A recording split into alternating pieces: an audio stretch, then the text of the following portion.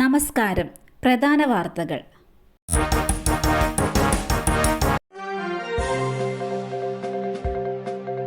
വൻ പോലീസ് സന്നാഹത്തിന് നടുവിൽ വി.സി. മോഹനൻ കുന്നുമേൽ കേരള സർവകലാശാലയിലെത്തി.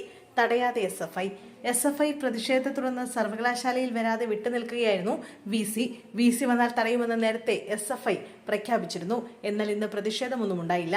വിദ്യാർത്ഥികളുടെ സർട്ടിഫിക്കറ്റുകൾ ഒപ്പിടാൻ വന്ന വി.സിയെ തടയേണ്ടതില്ലെന്നും ഈ ഘട്ടത്തിൽ വിദ്യാർത്ഥികൾക്കൊപ്പം നിൽക്കണമെന്നുമാണ് വിഷയത്തിൽ എസ്.എഫ്.ഐ. സ്വീകരിച്ചിരിക്കുന്ന നിലപാട്. ആധാർ കൈവശമില്ലാത്തതിനാൽ 6 വയസ്സുകാരന് ചികിത്സ നിഷേധിച്ചതായി പരാതി. പാലക്കാട് ഒഴലപ്പതിയിൽ ആധാർ കാർഡ് കൈവശമില്ലാത്തതിനാൽ 6 വയസ്സുകാരന് ചികിത്സ നിഷേധിച്ചതായി പരാതി. വടകരപ്പതി പഞ്ചായത്ത് കിണർപ്പള്ളം സ്വദേശി ജോസഫാണ് ഒഴലപ്പതി കുടുംബാരോഗ്യ കേന്ദ്രത്തിലെ ജീവനക്കാർക്കെതിരെ പരാതി നൽകിയത്. ആധാർ കാർഡ് കയ്യിലില്ലെന്നും പിന്നീട് എത്തിക്കാമെന്നും പറഞ്ഞെങ്കിലും അതില്ലാതെ OP എടുക്കാൻ കഴിയില്ലെന്ന് പറയുകയായിരുന്നുവെന്ന് കുടുംബ പരാതിയിൽ പറയുന്നു. എന്നാൽ ആധാർ കാർഡ് ഇല്ലാത്തതുകൊണ്ട് OP ടിക്കറ്റ് നൽകാതിരിക്കുകയോ ചികിത്സ നൽകാതിരിക്കുകയോ ചെയ്തിട്ടില്ലെന്ന് ആശുപത്രി അധികൃതരും പറഞ്ഞു. ചെമ്പഴന്തിയിൽ 5ാം ക്ലാസ്സുകാരനെ അമ്മയും സുഹൃത്തും ക്രൂരമായി മർദ്ദിച്ചതായി പരാതി.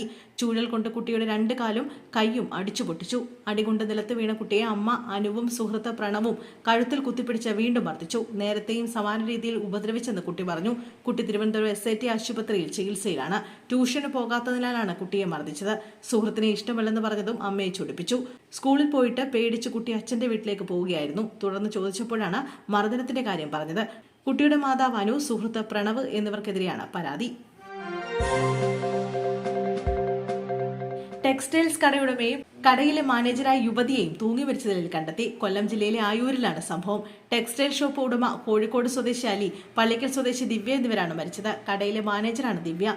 വിവരമറിഞ്ഞ് ചടയമംഗലം പോലീസ് സ്ഥലത്തെത്തി അന്വേഷണം തുടങ്ങി. ഇൻക്വസ്റ്റ് നടപടികൾക്ക് ശേഷം മൃതദേഹം ആശുപത്രിയിലേക്ക് മാറ്റും. മിഥുന്റെ സംസ്കാരം നാളെ. സ്കൂളിൽ പൊതുദർശനം രാവിലെ 10 മണിക്ക്. കൊല്ലം തേവലക്കരയിലെ സ്കൂളിൽ ഷോക്കേറ്റ് മരിച്ച മിഥുന്റെ സംസ്കാരം നാളെ നടക്കും.